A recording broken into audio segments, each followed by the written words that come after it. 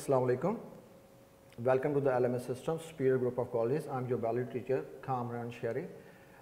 Today we will study about the topic Kingdom Animalia, which is from the chapter number 10. Its introduction about its complexity and organization. It is the chapter number 10 first topic regarding Punjab board, while in the federal board is chapter number 9 its first topic. So let's get started. The word animalia in the kingdom animal is derived from the Latin word. ये एक लातीनी ज़बान का लफ्ज़ है जो enema से निकला है.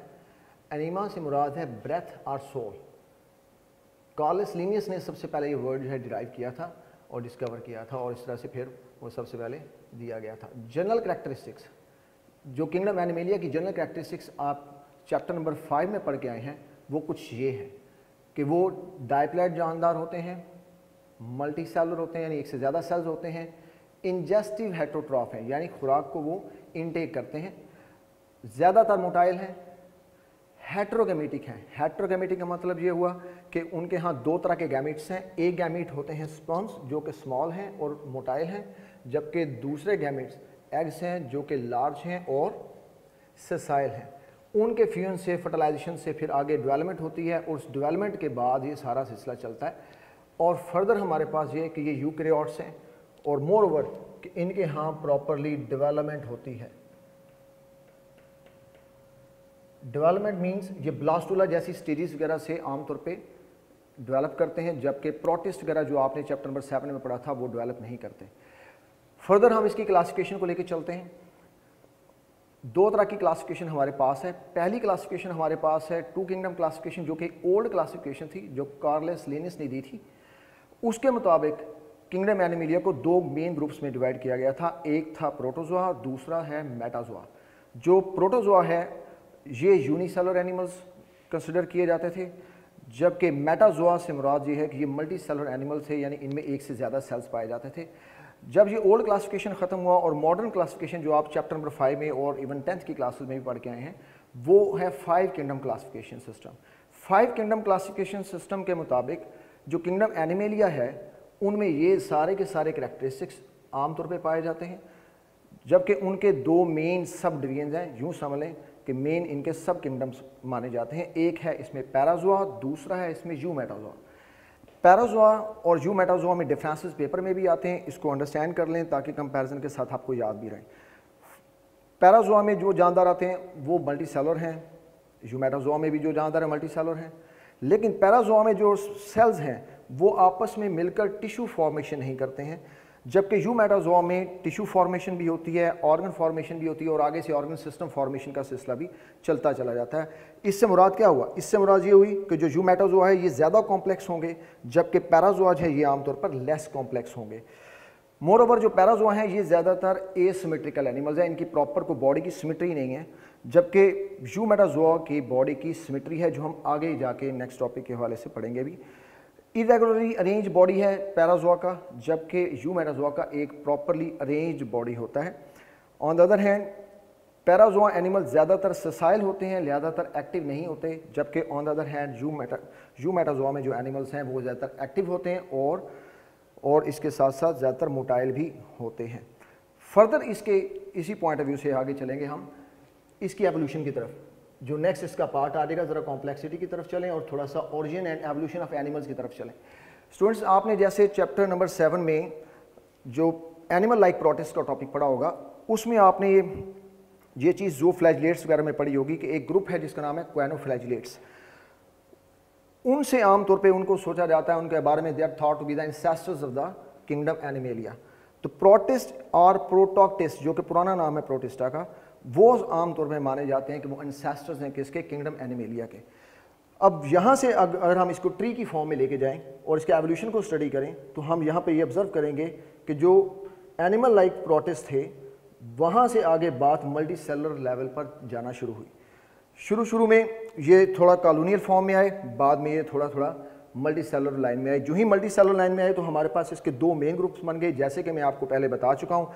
जिस तरह पैराजोआ और यूमेटाजोआ, इस तरह इनके दो किंगडम हैं, sub kingdom Eumetazoa and sub kingdom Parazoa. Parazoa में जो ग्रुप हमारे पास है, जो फाइलम हमारे पास है वो पेरिफेरा है, जिसे आमतौर पे हम स्पॉन्जिस का नाम देते हैं। यूमेटाजोआ एक बाकी जो है आप मेन स्टेम समझेंगे जो बाकी एनिमल्स की किंगडम के हवाले से होगा। ये इतना बड़ा ग्रुप है कि इसमें तकरीबन 29 फाइला हैं, जबकि आप फाइलम पोरीफेरा में जनरली एक तरह के हवाले से पैराजोआ में एक ही फाइलम को देखेंगे। आगे चलते हैं। इसमें जो ही हम आगे यूमेटाजोआ में बढ़ते हैं तो ये आगे सिमेट्री के पॉइंट ऑफ व्यू से दो तरह की डिवीजन्स में चला जाता है। एक को हम ग्रेड रेडिएटा की फॉर्म में लेकर चलते हैं और एक को हम ग्रेड बायलेटरा की फॉर्म में लेकर चलते हैं। ग्रेड रेडिएटा वो जानदार हैं जिनमें रेडियल सिमेट्री होती है और ग्रेड बायलेटरिया वो जानदार हैं जिसमें बायलेटरल सिमेट्री होती है। ये दोनों के डिफरेंसेस जो है वो आगे हम नेक्स्ट टॉपिक में जो हमारे इस राइट साइड पे बिल्कुल लिखे हुए हैं ये इसको हम देख सकेंगे और इस यहाँ पे पढ़ सकेंगे। एनी हाउ ग्रेड रेडिएटा में जो फाइलम है वो निडेरिया है, जिन्हें हम सिलेंट्रेट्स भी कहते थे। इसमें हाइड्रा वगैरह जेलीफिश इस तरह के जानदार मौजूद होते हैं, जबकि बायलेटरा फिर आगे से फर्दर डिवाइड होता है आगे से 3 मेन ग्रुप्स में। एक ग्रुप का नाम है एसिलोमेट, दूसरे का नाम है सिलोमेट और इस तरह से तीसरा ग्रुप आ गया सीडोसिलोमेट। अब ये ग्रेड बायलेटरिया की जो डिवीजन है that is based upon the body cavity found inside the body, यानी अगर जानदारों के बॉडी में अगर कोई खाली या स्पेस इस तरह से बॉडी कैविटी बनती है जिसे हम सिलोम का नाम देते हैं, जिस तरह से मैंने इस एरिया को अंडरलाइन किया है सिर्फ सिलोम के लेवल तक, तो सिलोम एक बॉडी कैविटी अगर उनमें मौजूद है तो उस बुनियाद पर हमने क्लासिफिकेशन की है ग्रेड बायलेटरिया में। यानी कुछ जानदार ऐसे हैं ग्रेड बायलेटरिया के जिनमें बॉडी कैविटी मौजूद नहीं है तो उन्हें हम एसिलोमेट कहते हैं। ए मींस एब्सेंट एंड सिलोम का मतलब हो गया कैविटी, यानी ये वो ग्रुप ऑफ एनिमल्स है which lack body cavity. For example phylum Platyhelminthes. Platyhelminthes में को आम अल्फाज में हम फ्लैटफॉर्म्स भी कहते हैं। ये वो जानदार हैं बहुत ज़्यादा चपटे जानदार होते हैं, फ्लैटेंड हैं, डॉर्सली वेंटली कंप्रेस्ड होते हैं, इतने कंप्रेस्ड होते हैं कि उनके दरमियान में कोई स्पेस नहीं होती, लिहाजा इसलिए ये एसिलोमेट्स हैं। दूसरा ग्रुप हमारे पास जिनके यहाँ प्रॉपर बॉडी कैविटी मौजूद है और ट्रू बॉडी कैविटी मौजूद है, उन्हें हम सिलोमेट्स कहते हैं, जो एक सबसे बड़ा ग्रुप है। और तीसरा सूडोसिलोमेट, इसमें लफ्ज़ सूडो है, सूडो से मुराद फॉल्स है यानी झूठा, यानी कैविटी मौजूद है मगर वो ओरिजिनल फॉर्म में ना बनी है ना ओरिजिनल फॉर्म में इस तरह से एग्जिस्ट करती है जिस तरह से होनी चाहिए। मिसाल तौर पे सिलोमेट्स के अंदर मेसोडर्म जो एक लेयर है उसके स्प्लिट होने से कैविटी बनती है, जबकि सूडोसिलोम में जो कैविटी बनती है वो मेसोडर्म के स्प्लिट होने से नहीं बनती, लिहाजा हम ये समझते हैं कि ट्रू बॉडी कैविटी मेसोडर्म के स्प्लिट होने से बनेगी। इस तरह से हम आमतौर पे इन दोनों ग्रुप्स को थोड़ा सा सेपरेट कर लेते हैं। जो हमारे पास सूडोसिलोमेट्स हैं इसमें जो ग्रुप हमारे पास है फाइलम एस्केल्मंथीस है, ठीक है। इनका मेन जो बेसिक ग्रुप है उसका नाम बनता है फाइलम नीमाटोडा। जो फाइलम नीमाटोडा को हम दूसरे अल्फाज में पॉइंटेड वर्म्स कहते हैं, ऐसे वर्म जो यानी उनके इंटीरियर एंड और पोस्टीरियर एंड से बिल्कुल नोकीले से होते हैं, उस ग्रुप में आता है। इसमें नेरीज वगैरह आ जाते हैं एक्सेट्रा। सिलोमेट का आगे ग्रुप फर्दर डिवाइड हो जाता है 2 मेन ग्रुप्स में, प्रोटोस्टोम और ड्यूटोस्टोम। इनकी ये तकसीम डिपेंड किस पे कर रही है? इनकी तकसीम ये डिपेंड कर रही है कि बेशक इनमें सिलोम जो है वो बनी है मेसोडर्म से, लेकिन क्या उस सिलोम को बनाने में सिर्फ मेसोडर्म का ही हाथ है या कोई और अदर बॉडी लेयर का भी हाथ है? अगर सिर्फ और सिर्फ वो बॉडी कैविटी सिलोम मेसोडर्म से ही बनती है तो वो जानदार जो है वो प्रोटोस्टोम्स के जुमरे में आ जाते हैं। अगर वो बॉडी कैविटी में कुछ एंडोडर्म का भी हाथ है, यानी मेसोडर्म तो बना ही रही है, उसमें एंडोडर्म का भी हाथ है, तो उसको हम ड्यूटेरोस्टोम भी कहते हैं। लिहाजा लफ्जी तौर पे प्रोटोस्टोम से मुराद क्या है? प्रोटो मीन फर्स्ट, स्टोम्स आपने कभी ज़िंदगी में पढ़ा होगा प्लांट्स के अंदर लफ्ज़ स्टोमेटा, स्टोमेटा मीन ओपनिंग, यानी फर्स्ट ओपनिंग वगैरह इसमें इस तरह से नाम दिया गया है। ड्यूटेरोस्टोम्स मतलब अदर ओपनिंग्स, ड्यूटो मीन्स अदर के हवाले से दिया जाता है। तो ये 2 मेन ग्रुप हैं, इनकी बुनियादी तकसीम इस बुनियाद पर भी एक ओपनिंग की बुनियाद पर है जो कि आगे लेक्चर में आप पढ़ेंगे, और दूसरा जो बुनियादी इसमें आमतौर पे आप पढ़ेंगे कि ये इसमें प्रोटोस्टोम में सिर्फ मेसोडर्म इन्वॉल्व है बॉडी कैविटी बनाने में, जबकि ड्यूटेरोस्टोम में मेसोडर्म के साथ साथ रोल थोड़ा सा एंडोडर्म का भी है, लिहाजा हमारी गट का भी है, इस एतबार से हम ड्यूटेरोस्टोम कहते हैं। फर्दर प्रोटोस्टोम में जो फाइला आते हैं उनमें फाइलम मोलस्का हैं, जिसमें आप स्नेल्स वगैरह पढ़ते हैं, जिसमें आप ऑयस्टर्स वगैरह पढ़ते हैं, जिसमें आप ऑक्टोपस वगैरह पढ़ते हैं। फाइलम एनिलिडा है जिसमें आप अर्थवर्म वगैरह पढ़ते हैं, जिसमें आप नेरीज पढ़ते हैं, लीच पढ़ते हैं। इस तरह फाइलम आर्थ्रोपोडा जो सबसे बड़ा ग्रुप है आमतौर पे किंगडम एनिमेलिया का, और जिसमें इंसेक्ट्स वगैरह होते हैं, जिसमें काफ़ी क्रस्टेशियंस भी हैं, इस तरह मिलीपीड वगैरह भी हैं। ड्यूटेरोस्टोम में जो ग्रुप है वो फाइलम इकानोडर्मेटा का है। ड्यूटेरोस्टोम में जो फाइलम इकानोडर्मेटा है ये जिसमें आप जानते होंगे कि इसमें स्टार फिशेस वगैरह हैं, ब्रिटल स्टार्स हैं, सी कुकम्बर वगैरह हैं, वो जानदार इसमें आमतौर पे शामिल होंगे जो इकानोडर्म के अतबार से आप इसमें देख सकेंगे, क्योंकि इनकी बॉडी स्काइन, इनकी जो स्किन है वो स्पाइनी होती है। एकाइनोडर्म का लफ्ज़ यूज़ हो रहा है। एकाइनो का मतलब है स्पाइनी और डर्म का मतलब है स्किन। आगे चलते हैं स्टूडेंट्स। आगे आप देखेंगे कि इसको मैंने थोड़ा सा डिफरेंट कलर दिया है। ड्यूटेरोस्टोम में ये जो ग्रुप है इसमें फाइलम हेमिकॉर्डेटा है। ये वो ग्रुप है जिसमें कुछ ये इन्वर्टिब्रेट का ग्रुप और कुछ कॉर्डेट्स के ग्रुप की कैरेक्टरिस्टिक्स मौजूद हैं। ये एक दरमियान में ग्रुप है। और उसके बाद एक कंप्लीट सेपरेट ग्रुप जो कि फिर उसको एक सेपरेट कलर दिया है जिसका नाम है फाइलम कॉर्डेटा। ये वो जानदार जिनमें आमतौर पे बैकबोन होती है। ये नोटोकॉर्ड आमतौर पे देखने में आती है। अब जो नोटोकॉर्ड वगैरह की वजह से इसका नाम कॉर्डेट्स है। ये कॉर्डेट्स वाला और हेमिकॉर्डेट्स वाला सिलसिला ज़रा अलग है। इन्हें आप आमतौर पे कॉर्डेटा वाली लाइन की तरफ ले जाते हैं, जबकि आप इस तरफ जो जितने भी जानदार को देखें जिनको मैंने ग्रीन कलर से शो किया है थोड़ा सा, ये सब के सब इन्वर्टिब्रेट हैं। तो इन्वर्टिब्रेट और वर्टिब्रेट इस तरह से इनको क्लासीफाई किया जा सकता है। मोर ओवर स्टूडेंट्स इस बात को भी ध्यान में रखें कि जितना भी ये सारा का सारा सिलसिला मैंने बनाया है, फाइलम पोरीफेरा से नीचे एक नो टिश्यू फॉर्मेशन है, नो टिश्यू ऑर्गेनाइजेशन है। जबकि आप थोड़ा सा ऊपर जाते हैं निडेरिया तक, यहाँ पर टिश्यू फॉर्मेशन जरूर है, मगर इस एरिया में जाकर आप इस चीज़ को ऑब्जर्व करेंगे कि इसमें कोई ऑर्गन फॉर्मेशन नहीं है। इस तरह से आप इसको क्लासीफाई कर सकते हैं कि यहाँ पर आप लिख सकते हैं कि इस एरिया से नीचे नीचे कोई टिश्यू फॉर्मेशन नहीं है, इस एरिया से नीचे नीचे यहाँ तक आप इसको समझ सकते हैं सिर्फ इसमें टिश्यू फॉर्मेशन है। और ऊपर की तरफ जितने भी जानदार हैं उनमें टिश्यू के बाद ऑर्गन सिस्टम्स और इस तरह के कॉम्प्लेक्स किस्म के स्ट्रक्चर्स भी देखने में आते हैं जानदारों में।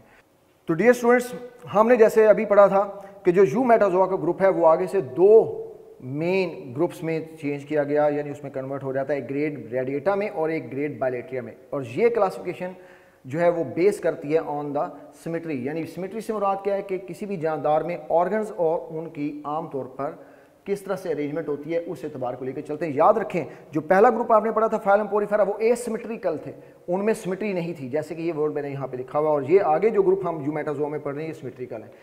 How the different organs are arrange inside the body of the living organism, उस एतबार से लेकर चलें तो सिमेट्री जिंदा जानदारों में यानी एनिमल्स में दो तरह की है। एक को ग्रेड रेडिएटा का नाम दिया गया, एक बायलेट्रिया का नाम दिया गया। ग्रेड रेडिएटा से मुराद है कि वो जानदार जिनमें रेडियल सिमेट्री है, और ग्रेड बायलेट्रिया से मुराद है जिसमें जानदारों में बायलैटरल सिमेट्री है। लफ्जी तौर पे रेडियल मींस व्हील लाइक, गोल, जिस तरह के पहिया होता है।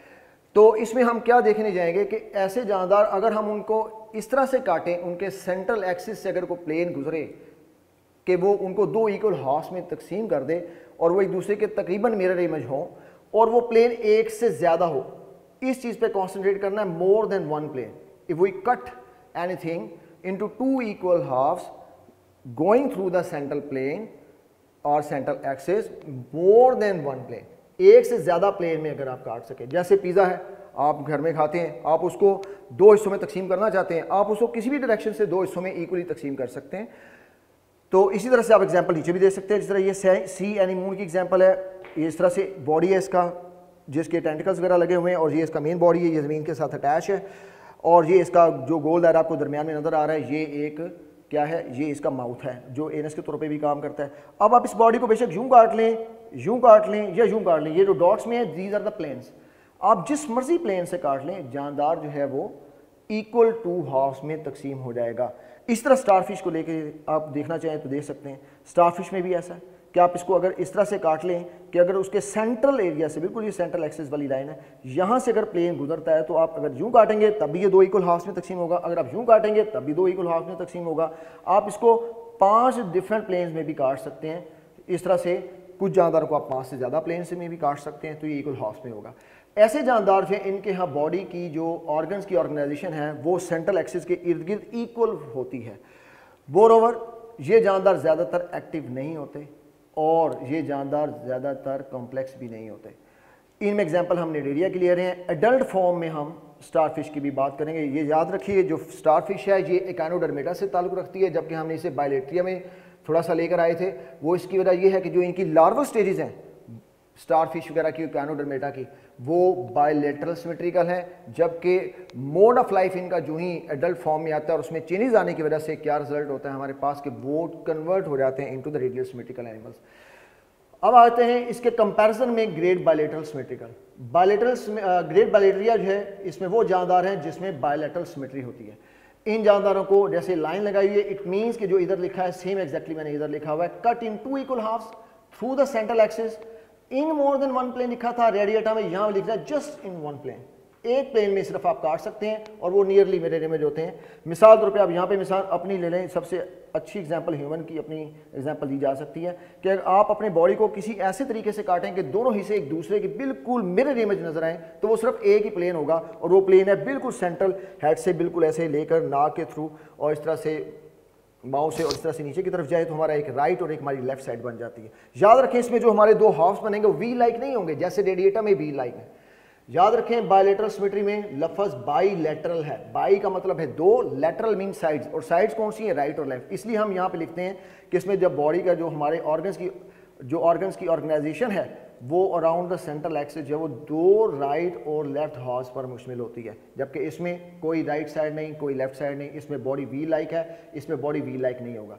ये एनिमल ज़्यादातर एक्टिव होते हैं, ये एनिमल ज़्यादातर कॉम्प्लेक्स होते हैं, इसमें कॉर्डेट्स हैं, आर्थ्रोपॉड्स हैं, एनालिड्स हैं, इसमें इवन मोलस्क हैं, इसमें हेमिकॉर्डेट्स हैं एटसेट्रा, ये इस तरह के ढेर सारे जानदार हैं। और इकानोडर्म याद रखिएगा क्योंकि पेपर में कई दफ़ा ऑब्जेक्टिव में भी आया हुआ है, इकानोडर्म्स जो हैं वो जब एडल्ट हो जाते हैं तब वो रेडियल सिमेट्री में होते हैं, जबकि लार्वल स्टेजेस में वो बायलैटरल सिमेट्री की लाइन में आते हैं। जिस तरह के आपके सामने नीचे एग्जांपल है, फॉर एग्जांपल ये एक फिश है जो एक कॉर्डेट है, इसका ये एंटीरियर साइड है और ये उसकी टेल वाली साइड पोस्टीरियर साइड है, जबकि उसकी ऊपर वाली साइड जो है जहाँ जिस तरफ रीढ़ की हड्डी ज़्यादा क्लोजर होगी उसको डॉर्सल साइड कहेंगे, और जो नीचे वाला हिस्सा होगा उसे आप आमतौर पर वेंट्रल साइड कहते हैं।